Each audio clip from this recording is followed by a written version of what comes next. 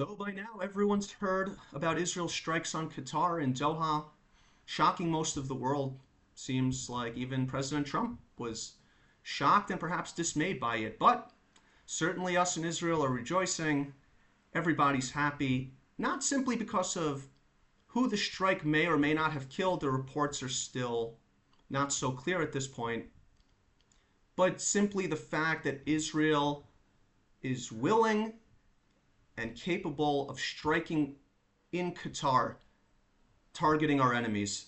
A very big change from where things have been. It's always been thought that America would protect their Qatari allies. As Donald Trump, we'll see later, has made a big point of saying, Qatar are his allies, they're his friends. And yet, it seems that Israel has certainly targeted, perhaps taken out all of Hamas's top remaining leadership in Doha, in Qatar. So we will see what the official reports are, perhaps later today or later in the week. But I wanted to play this video from Fox News. This was pretty much the breaking news when it came out. So I'm going to play it and just comment on it a little bit. We've got breaking news from the Middle East, and this is significant. Moments ago, the Israeli military saying that it conducted a strike against senior Hamas leadership. Multiple explosions reported not in Gaza, but in the capital city of Doha and Qatar. In Tel Aviv, Greg Palcott's watching that story. And Greg, it's early. What have you learned from there? Hello. Well, Bill, this war just stepped up by one more step. In the past half hour or so, we have gotten reports that for the very first time, Israel has struck Doha, Qatar, aiming at the Hamas leadership there. Remember, Qatar is one of the two mediating countries, Qatar and Egypt, trying to come up with an end to this war. See, this is what they're all worried about. Oh, how could Israel attack Qatar? They're trying to get an end to the war. Yeah, they're trying to end the war by housing Hamas's top leadership and providing them an endless stream of money. Yes, this is how they're trying to stop the war. Oh, and you see, they're always trying to extort us and play on our emotions. Oh, you want the hostages back, don't you? So you have to do what we want.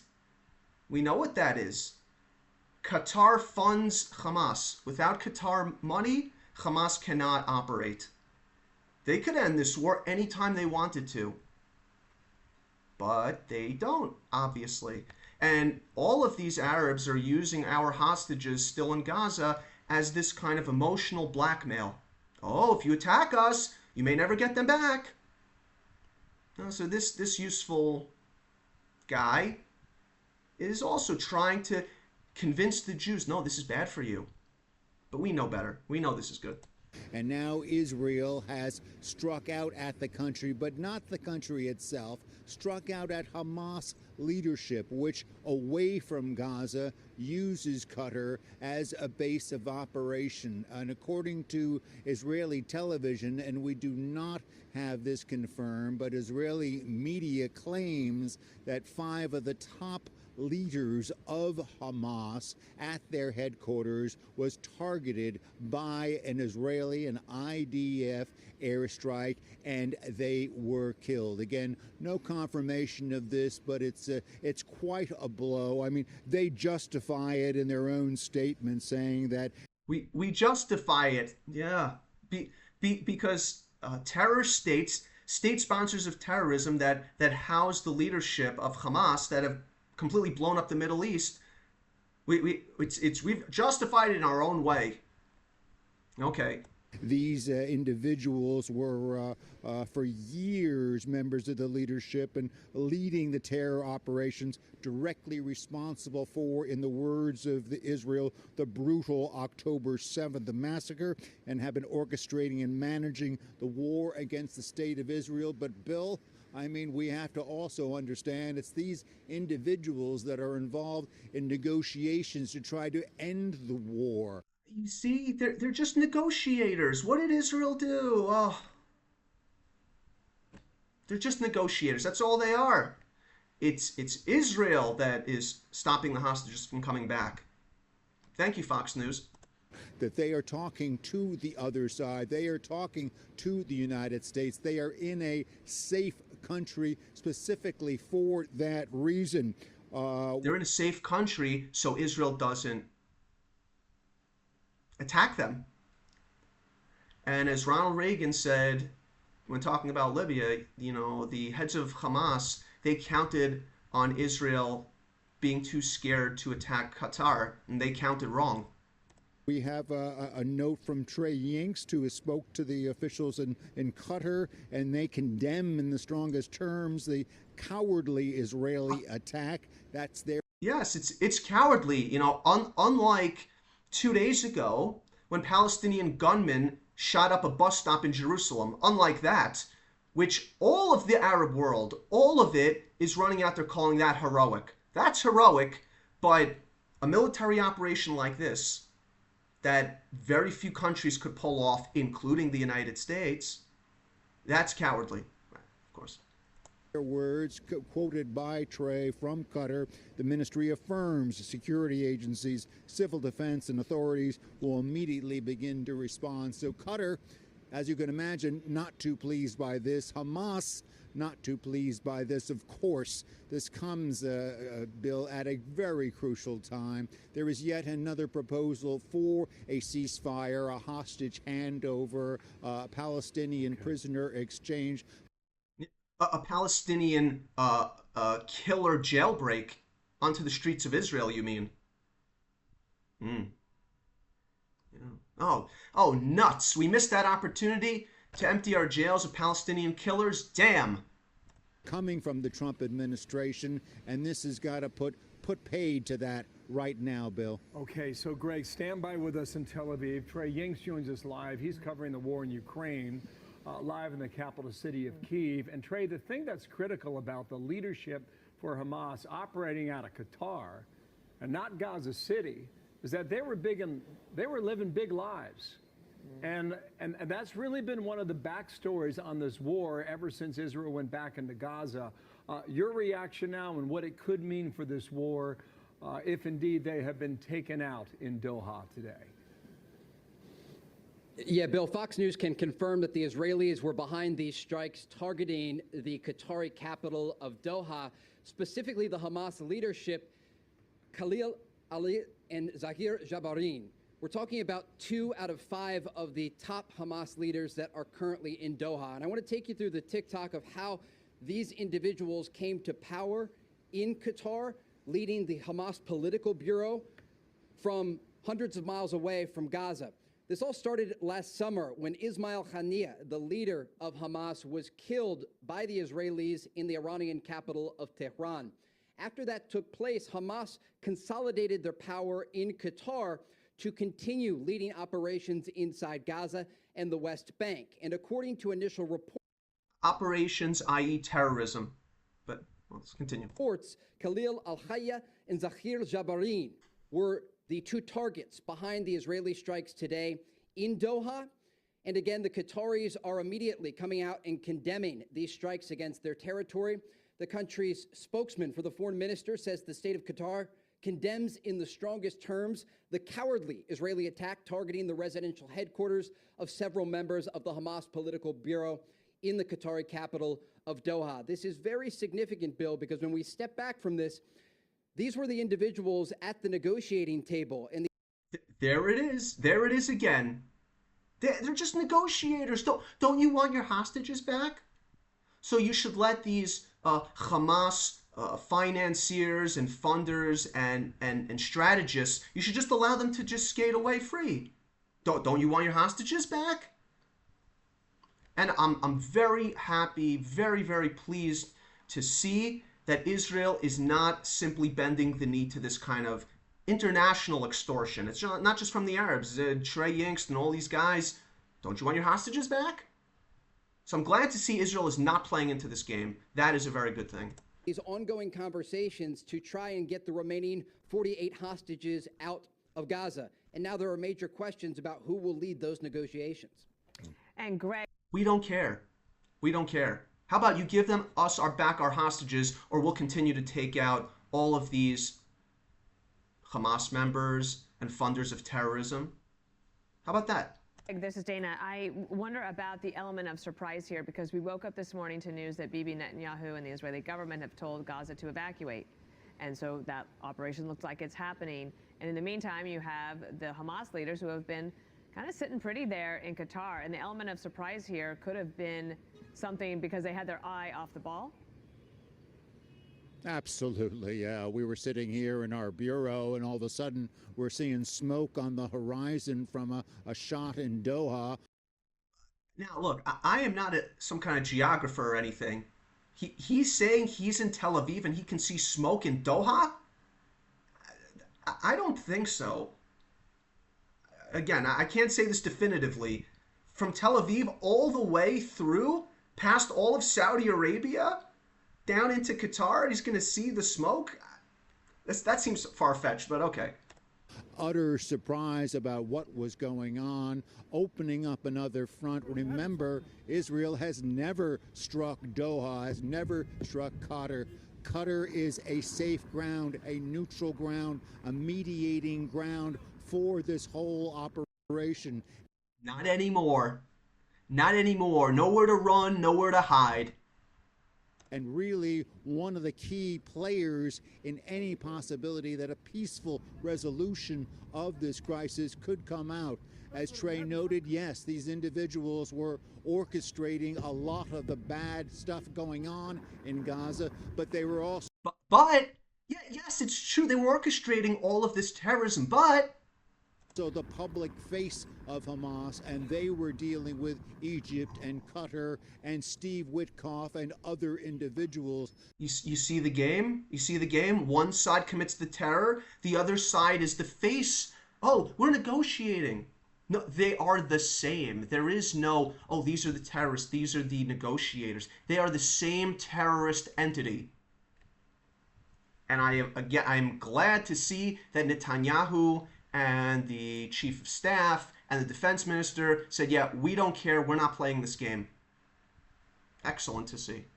To kill them basically says from Israel that they've had it with any kind of negotiations. Already in the past day or so, we've heard words that Gaza City must be completely evacuated. They're throwing in the dice on this. It looks like it's full steam ahead for about the American full-scale war by Israel. Back to you.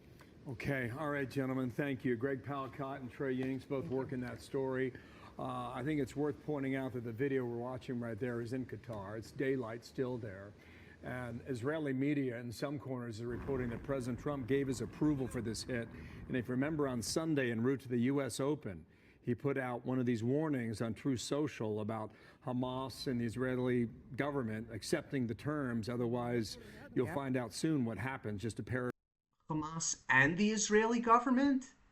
He said he said you're going to see what happens to the Israeli government if they don't say yes?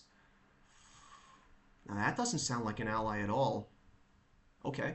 Paraphrase what that message was on Sunday. So it is all happening now. The fallout from this is really yet to be determined, but we'll stay on it and want to bring that to you as we continue now. Thank you, Trey.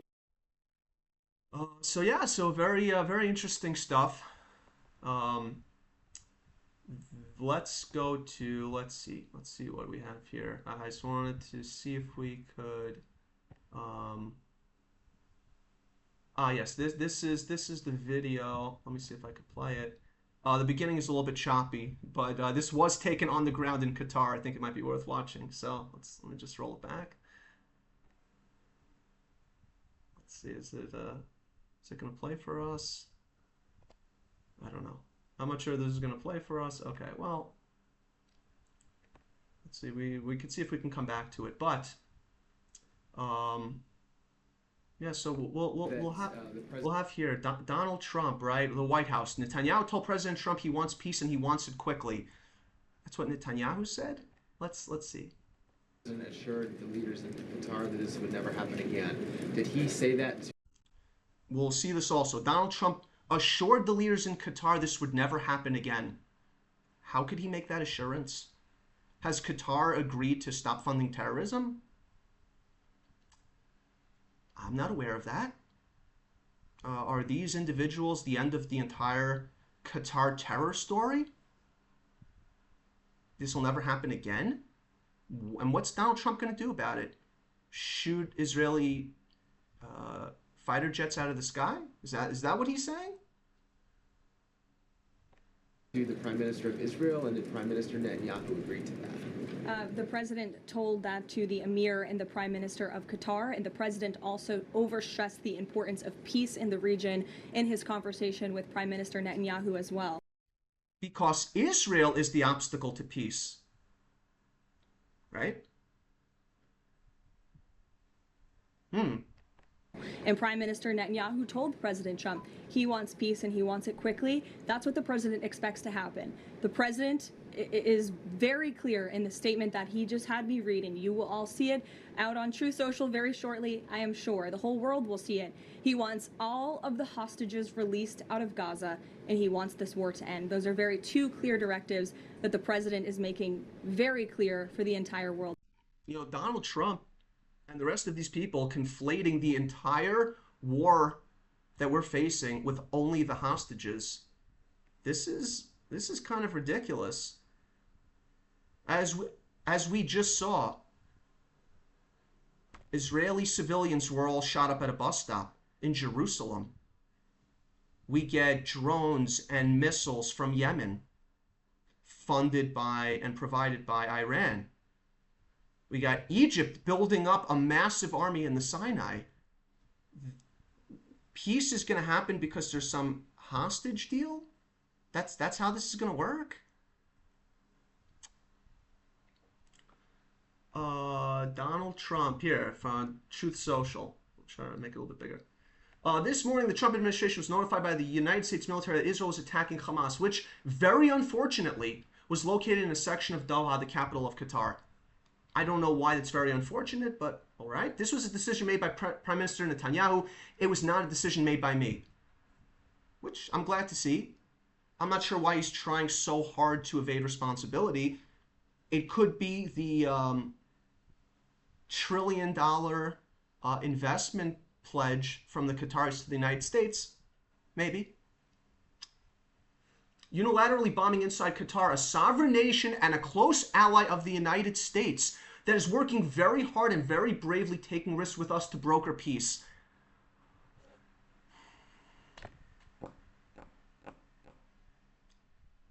Does anyone actually believe this to be true? I mean, is this a true statement? Is this actually a true statement? Before I just go crazy here, is this meant to actually be believed? And maybe he does mean it, that they're a close ally of the United States. Okay. And, you know, I wish Netanyahu, any Israeli, would say, well, if Qatar is a close ally, what are we? What are we exactly? They're working hard and taking risks to broker peace? Has Qatar stopped funding terrorism? Everyone agrees to this pretty much. How much Qatari money is corrupting Western institutions and universities in a negative way, in a very negative way. And on top of all of the actual terrorism, what's Trump even talking about? In a lot of ways, American citizens should be concerned by this. There's a lot of Qatari influence being flooded into the United States right now. And it's very popular amongst the right to just blame the Jews are trying to influence our countries with this. This is Donald Trump. Is he Jewish all of a sudden? Him taking sides with Qatar over Israel, is that a Jewish interest? Is it? So I would caution Americans to be very, very nervous about presidents who talk like this. For your own sake, not for our sake. Because as you see, Israel bombs Qatar whenever they feel like it effectively. You guys, Americans have a very big problem.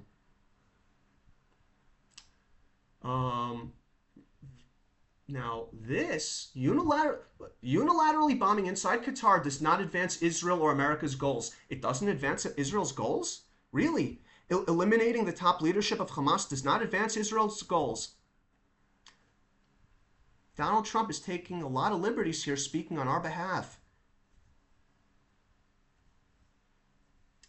However, eliminating Hamas is a worthy goal. Okay, so he says it and then he kind of reverses it in the other direction.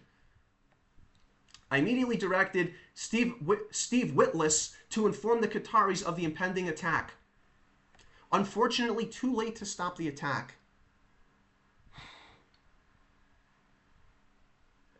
This is true. It's not true. If it is true, that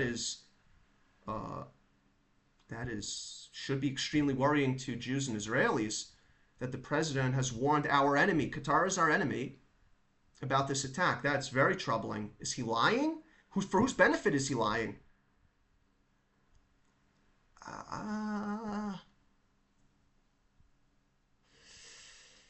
I view Qatar as a strong ally and a friend of the United States. Hostages, hostages. The hostages, the hostages, the hostages. Mr. President, Fox News, all you people, we will not be held prisoner to your blackmail and extortion.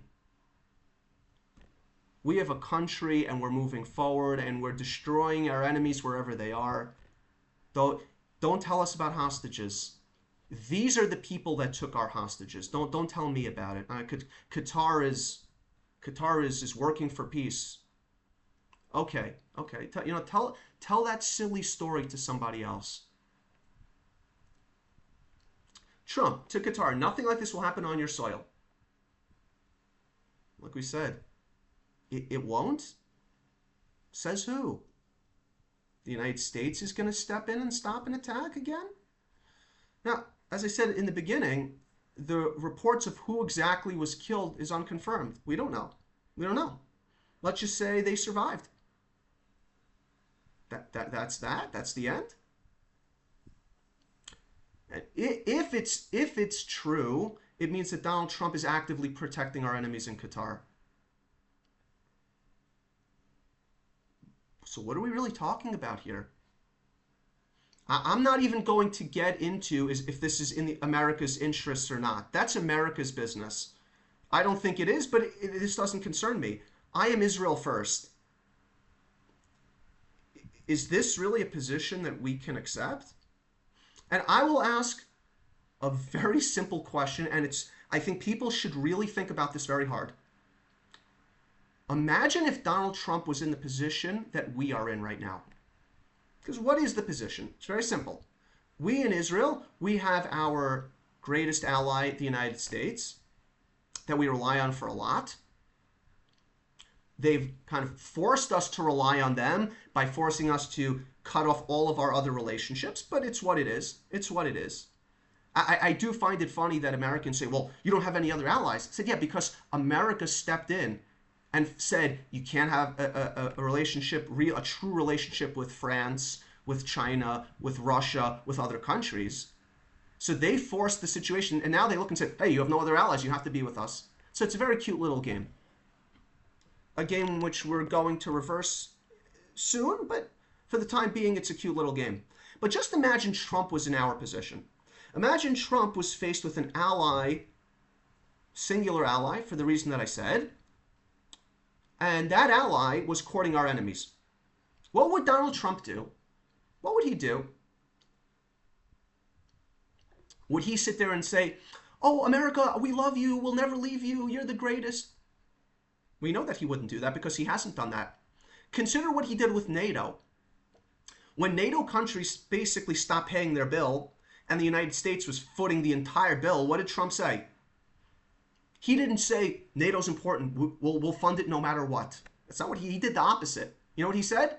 Okay, you know what? We're leaving NATO. We don't care. Good luck, NATO. And everyone freaked out. Because Trump understood, you want us to stay? Then you have to come to us. You have to moderate your position. All these European countries are paying nothing. They need to start pitching in. So he used that threat of walking away as leverage.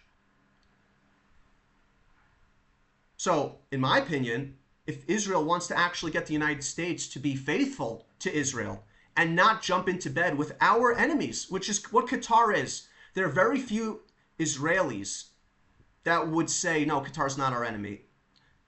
Everyone sees Qatar as our enemy. And the United States, look at what Trump just said. And he has no qualms whatsoever about just saying this in public. Qatar's working to peace. There are he didn't say greatest. There are ally and friend and this and that. Donald Trump is not afraid of us walking away. And that is why he, and the Americans in general, but he treats us so badly.